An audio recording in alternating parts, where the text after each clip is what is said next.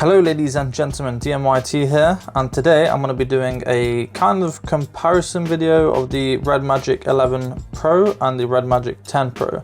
Now I've been using the 10 Pro for about a year now, so I've got some gripes with it, and there's some things that the 11 Pro now has which has improved on the 10 Pro, which is why I've upgraded. So let's get started. The first thing I'm going to talk about is the boxes. Now I think the 10 Pro box looks a bit cooler, a bit nicer, but it doesn't really matter, it's a box. Let's talk about what you get inside of them. Obviously you get the phones, and each come with a case, ribbed for your pleasure. Now, this one has sides, whereas this one doesn't. This one's the 10 Pro and this one's the 11 Pro. Now, what I will say about this case is that if you put it on the 10 Pro, for example, goes on pretty easily. It's quite nice. However, because there's no protection on the sides, you can see right here when I've been putting it into my pocket, it's scratched on the metal part of my jeans. So I just bought a cheaper case off Temu, £5, and that does the job. For comparison, let's put the case on the 11 Pro and let's see what it looks like. So this is the case I've been using for the past week, I guess, because I've not had a case arrive yet. One thing I will say about these cases, you can see they kind of attract oil and whatnot quite easily. So I could see these cases becoming very, very not pleasant after a while. Next, they come with an 80-watt charger in the box. You got a 6-amp USB-C cable, and it says data cable on the website, but it doesn't specify any speed. So I'm assuming it's a USB 2 with speeds of 480 megabits a second.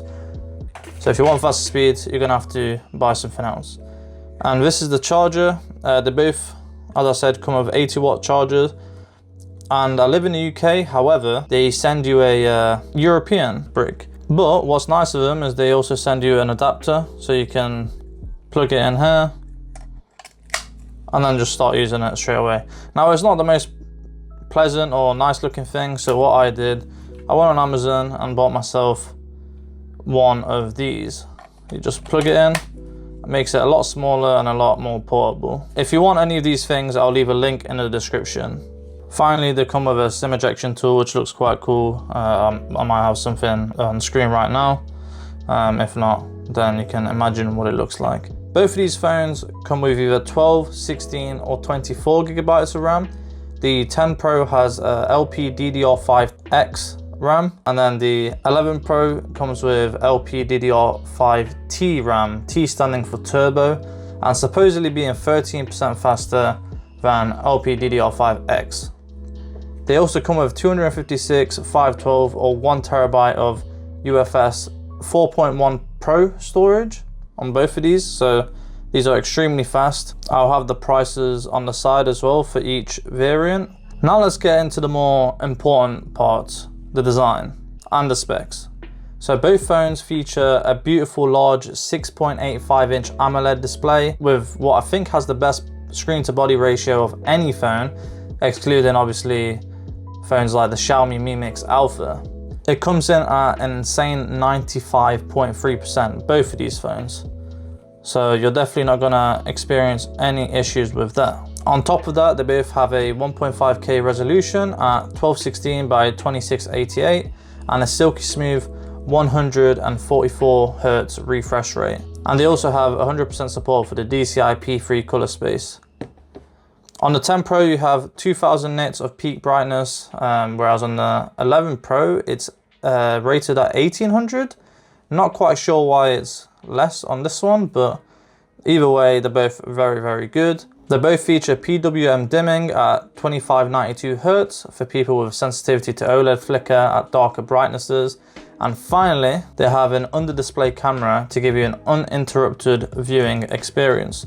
Let's open them up. If I go like this, you can see they appeared for a split second and then they go away. However, I do want to mention that the 11 Pro seems like it has a bigger camera cutout. Obviously, it's not too noticeable, so I wouldn't worry too much about it, but that is something to keep in mind.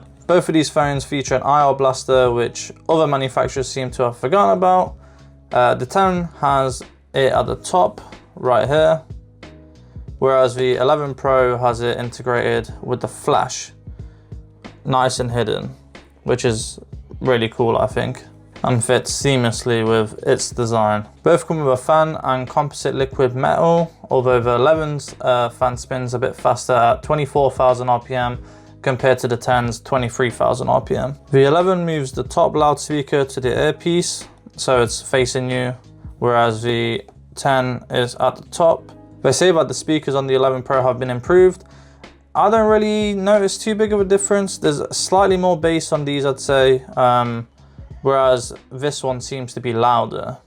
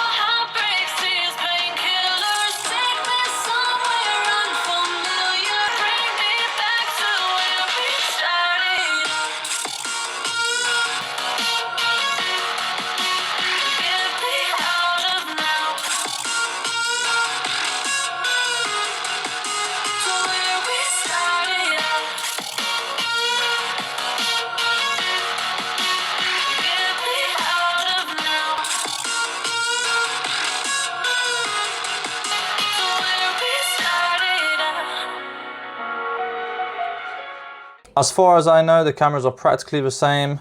A 50 megapixel ultra wide, 50 megapixel standard wide, and a useless 2 megapixel macro lens. Honestly, Nubia, if you're watching this, then just get rid of the crappy camera and replace it with either a telephoto or just use that space for something else. Because that 2 megapixel macro camera, I'm telling you, you're not getting anything nice out of those. Other phones like the S23 Ultra use the ultra wide for macro photos. So if they could just do the same thing and get rid of that macro camera, that would be much, much better.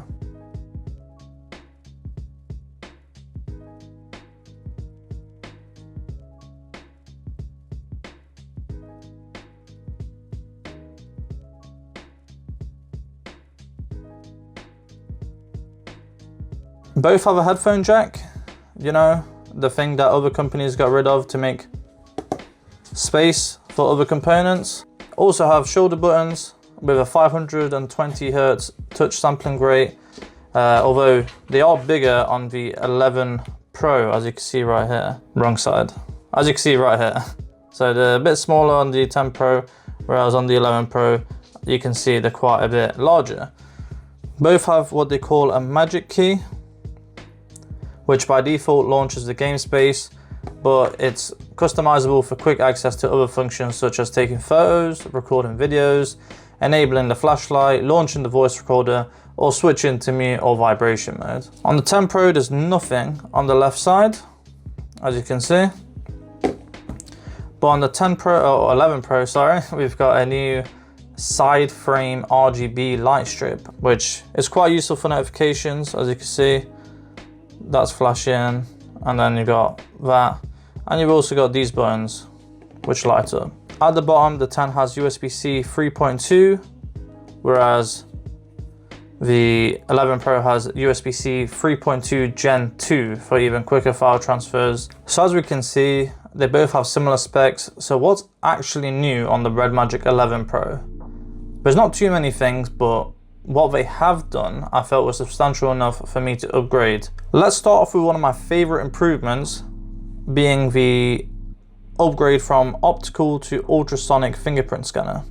So let's do a comparison. Let's press it both at the same time. Let's do a quick press. You see how much longer I've got to hold it compared to the 11 Pro. Let's try that again. Tap on this and then tap on this. As you can see, it's just not as nice, and this has a screen protector on it as well. RedMagic screen protector, but it has one nonetheless. And as you can see, it's much faster than the 10 Pro, and it's also more secure. The old one also used to annoy me a bit because if I was in the shower, for example, and trying to change the music, it wouldn't work sometimes. Whereas this one, even with water, it works pretty well. Now, speaking about water, the RedMagic 11 Pro now comes with IPX8 water resistance with its unique dust-proof design, whatever that means. Now, the fact that this phone has water resistance with a fan is incredible in itself, and another big reason for me upgrading from the 10 Pro. Now, the 10 Pro did have IP54 splash and dust resistance, so I didn't fully trust it next to water. However, I have dropped it in the toilet as I was flushing and the phone didn't have any problems, so take that as you will. Now, what's even crazier is that Nubia thought to themselves, you know what? Water resistance isn't enough. We need water in the phone, which brings me to my next point. Liquid cooling. Now, I don't know how much of a difference it actually makes, but spreading the heat throughout the phone with liquid in conjunction with its new faster fan, under screen copper foil, graphene and liquid metal composite should result in less hotspots and less thermal throttling. Being the first phone to have this new technology, time will tell how much of a difference it makes, but as it stands, they are blowing away the competition with this technology. Now, I'm not even sponsored or being paid to say any of this. I'm just extremely impressed about this. Like, look how cool that looks. Now, the one thing that every phone usually improves every year is the SoC. And the 11 Pro is no different with its all new Snapdragon 8 Elite Gen 5, which is about 20 to 27% faster in CPU performance and offers faster GPU frequencies. Now, I feel like the name is a bit confusing as it insinuates that it's the 5th version of the Elite chip, even though last year's model was just the 8 Elite. Now, if I would have named it, then I would have probably either called it the Snapdragon 8 Elite or 8 Gen 5 Elite. So then you could make a Snapdragon 8 Gen 5 normal version, or just call it Snapdragon 8 Gen 5. To keep it in line with the previous versions. Next, they somehow improved the battery from the RedMagic 10 Pro at 7,050 milliamp hours to a whopping 7,500 milliamp hour battery. Now, while phones like the S25 Ultra have been stuck at 5,000 milliamp hours for the past 5 years, these phones offer substantially better battery life. Now, I just want to make a quick point out there. Although I respect a lot of the tech YouTubers, I feel like most of them give an unrealistic expectation when it comes to battery life, as they probably use multiple phones at the same time or just aren't power users. Now, what I can tell you is that the battery life on the new 11 Pro is seriously impressive. As a power user myself, I get around a day and a half of usage, or around 10 hours of screen on time, with a mix of Wi-Fi and mobile data. I'm never worrying about the battery life with this phone, especially since it has an 80 watt fast charger, as I showed you earlier in the box. And now, what's even crazier is that this phone comes with 80 watts of wireless charging. This is one of the features I really wanted from the 10, and I'm really glad that it now has it. Less so for its own benefit, but more for the benefit of other devices, such as wireless earbuds, smartwatches, or even another phone. If I wanted to, I could get an S25 Ultra or whatnot, put it on the back and charge it. There's been times where I've not had my Galaxy Watch cable, right? All my Galaxy Buds have been dead, and this feature would have come in clutch. On top of that, if you get a case with magnets on the back, then you can use MagSafe chargers and accessories. I've read online that some users were hitting around 24 to 43 watts in real-world tests of reverse wireless charging before throttling due to heat. Now, if these tests are true, then it might actually be possible to charge phones, which was what I expected from the Samsung phones to do. It also comes with a new haptic linear motor, so You get slightly better vibrations, but I feel like we're talking a bit too positively about both of these phones. Not everything is perfect, so let's try to talk about some of the cons. Both of these phones have no eSIM support. This isn't a massive deal, as I prefer to buy physical SIMs when I travel. They're usually a better deal as well. However, it would be nice to have eSIM support for the peace of mind of not having to go to a shop and buy a SIM and potentially even getting scammed. Second thing, the cameras are still lackluster, especially the video and selfie photos/videos. Obviously, I understand it's a gaming phone, so you can't expect them to do everything right. But because of this, I still carry my S23 Ultra with me when I go traveling, or my actual camera.